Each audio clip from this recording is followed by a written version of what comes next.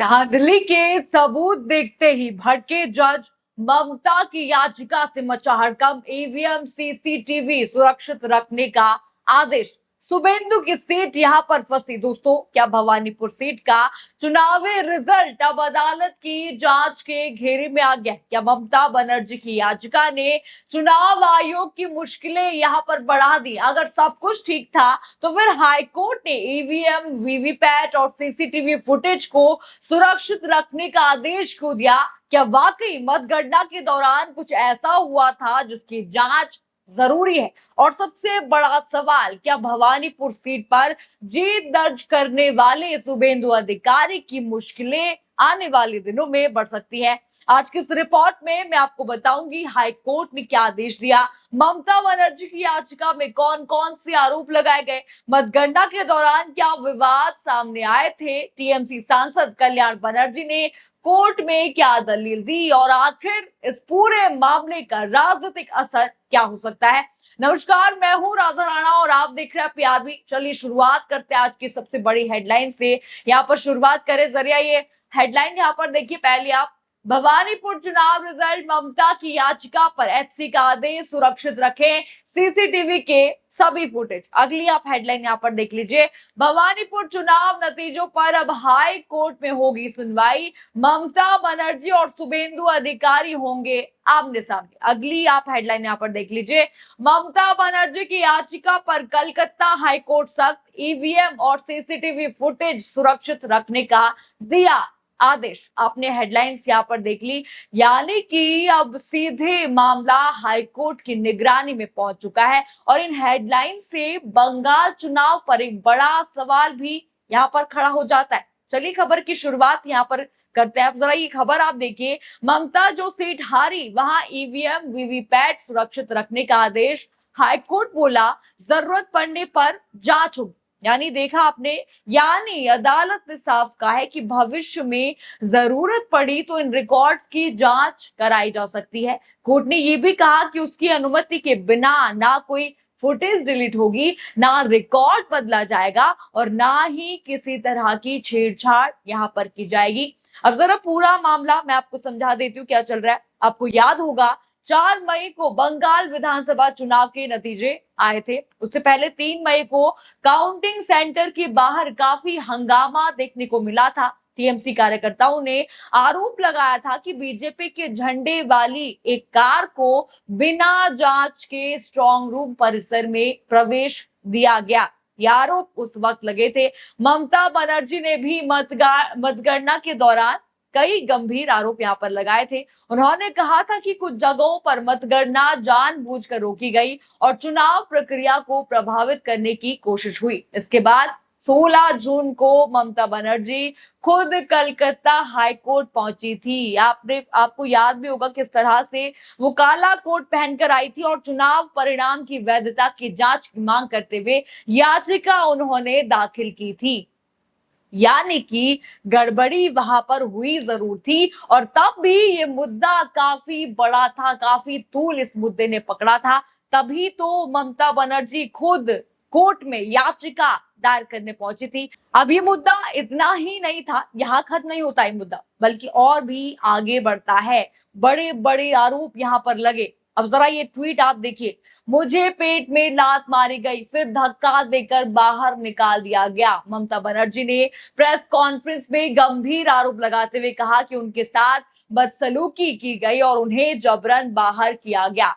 देखा आपने ट्वीट यहाँ पर देख लिया, ये कितने गंभीर आरोप थे। इसका अंदाजा इसी बात से लगाया जा सकता है कि मामला अब अदालत तक पहुंच चुका है। अगर सच में ये हुआ है, सच में उनको मारा गया है, उनके साथ हाथापाई हुई है, तो ये मामला काफी गंभीर वहीं पर बन जाता है। अब जरा कोर्ट में क्या कहा गया वो भी आप देख लीजिए, वो भी मैं आपको बता देती हूँ। नवभारत टाइम्स की रिपोर्ट के मुताबिक टीएमसी सांसद और वरिष्ठ वकील कल्याण बनर्जी ने अदालत में दावा किया कि 12वें राउंड तक ममता बनर्जी 7,000 से ज्यादा वोटों से वो आगे थी, मतलब वो आगे चल रही थी। लेकिन उसके बाद स्थिति अचानक बदल गई। जी हाँ, उन्होंने आरोप लगाया कि अन्य दलों के काउंटिंग एजेंट्स को बाहर कर दिया गया और उसके बाद बीजेपी उम्मीदवार की वोटों में अचानक भारी बढ़ोतरी दिखाई दी। कल्याण बनर्जी ने यह भी दावा किया कि राज्य भर में लाखों मतदाताओं के नाम वोटर लिस्ट से हटाए गए थे और भवानीपुर क्षेत्र में भी बड़ी संख्या में नाम गायब गए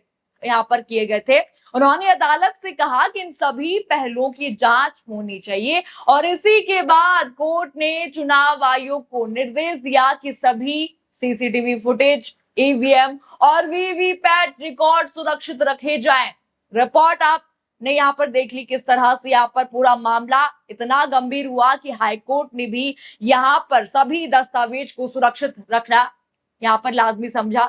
यानी फिलहाल कोर्ट ने कोई अंतिम निष्कर्ष भले ही यहाँ पर ना दिया हो, लेकिन इतना जरूर कहा है कि सबूत सुरक्षित रखे जाए क्योंकि भविष्य में उनकी जांच की जरूरत यहाँ पर पड़ सकती है। देखिए, बीजेपी को लगा कि ममता हार जाएंगी तो टूट जाएंगे, लेकिन उन्होंने ऐसा जवाब दिया कि अब बीजेपी खेमे में हलचल मची हुई है।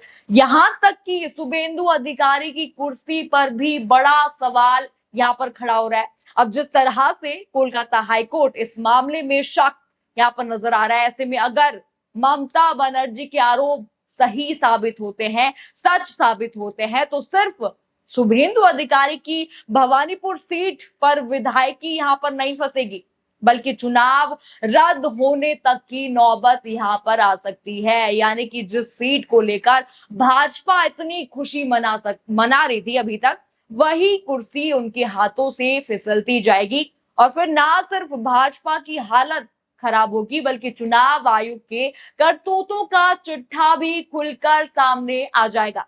कहते हैं ना, एक कहावत है ना यहाँ पर, शेर अगर घायल होने के बाद उठता है तो जबरदस्त तरीके से वार करता है और दुगना वार करता है। अब यही कहावत यहाँ पर भी सच होती दिखाई दे रही है। भाजपा को लगा था कि ममता बनर्जी को सारा सिस्टम लगाकर खत्म कर देंगे, उनके विधायकों को तोड़ देंगे, सांसदों को तोड़ लेंगे, ईडी सीबीआई को लगा देंगे उनके पीछे, तो ममता जो है डर कर छिपकर वहां पर बैठ जाएंगी। लेकिन ममता बनर्जी ने बिल्कुल इसके उलट किया। ममता बनर्जी एक तरफ हाईकोर्ट शुभेंदु अधिकारी की लंका लगाने वहां पर पहुंच गई, तो वही दूसरी तरफ गद्दारी करने वाले नेताओं के खिलाफ भी उन्होंने एक्शन लिया था। याद होगा आपको, दरअसल पहले बागी विधायक ऋतप्रत बनर्जी ने ममता बनर्जी को पार्टी की चेयरपर्सन पद से सस्पेंड कर दिया था। ये खबरें काफी चल रही थी। ममता बनर्जी की जगह जो है हावड़ा सेंट्रल से विधायक अरूप रॉय को पार्टी का नया अध्यक्ष बनाया था। ये खबरें काफी चल रही थी, ये याद होगा आपको, तस्वीरें भी आपको दिख रही होंगी। फिर क्या हुआ, ममता बनर्जी ने तुरंत पलटवार किया और कार्रवाई करते हुए अरूप रॉय के साथ ममता के सबसे भरोसेमंद माने जाने वाले कोलकाता के पूर्व मेयर फिरहाद हाकिम समेत 7 अन्य नेताओं को टीएमसी से निष्कासित कर दिया ममता बनर्जी ने। इतना बड़ा काम उन्होंने किया। साथ ही चुनाव आयोग को लेटर तक उन्होंने भेज दिया कि आज के बाद से ये हमारी पार्टी के नेता यहाँ पर नहीं है, ये हमारी पार्टी के नहीं है, हमने इनको अपनी पार्टी से सस्पेंड कर दिया। मतलब साफ है कि ममता बनर्जी अब आर पार के मूड में यहाँ पर दिख रही है। ये आपको पता लग ही गया होगा, कोर्ट के इस मामले से पता लग गया होगा, जिस तरह से कोर्ट पे दलीलें पेश की गई, याचिकाएं पेश की, और दूसरा आपने देखा किस तरह से बागियों पर भी खूब आर पार के मूड में यहाँ पर दिखी। भले ही पार्टी की गिनी चुनी नेता अब उनके साथ यहाँ पर खड़े हैं, लेकिन इसके बावजूद ना ममता बनर्जी झुकती हुई दिखाई दे रही हैं और ना ही शांत बैठ रही हैं। अब सबकी निगाहें भवानीपुर सीट के फैसले पर यहाँ पर टिकी हुई है। अब यहाँ सबसे बड़ा सवाल भी आता है, क्या आने वाले सुनवाई में ममता बनर्जी अपने आरोप साबित कर पाएंगी? क्या कोर्ट किसी विस्तृत जांच का आदेश देगा? क्या चुनाव आयोग को भी अपना पक्ष मजबूती से रखना पड़ेगा? और सबसे बड़ा सवाल, क्या भवानीपुर सीट का चुनावी नतीजा आगे चलकर और बड़े कानूनी विवाद में बदल सकता है? फिलहाल इतना यहाँ पर जरूर है कि भवानीपुर सीट का मामला अब राजनीतिक मंच से निकलकर अदालत की चौखट तक पहुंच चुका है। हाईकोर्ट ने रिकॉर्ड सुरक्षित रखने का आदेश यहाँ पर देकर साफ संकेत दिया है कि मामले को गंभीरता से देखा जा रहा है। अब सबकी नजर यहाँ पर है अगली सुनवाई पर। आपकी क्या राय है इस पूरे मामले पर? हमें कमेंट सेक्शन में अपनी राय जरूर बताइए। खबर आपको पसंद आई हो तो वीडियो को लाइक करें, शेयर करें और चैनल को सब्सक्राइब करना बिल्कुल मत भूलिएगा और बने रहिए पीआरबी के साथ। धन्यवाद।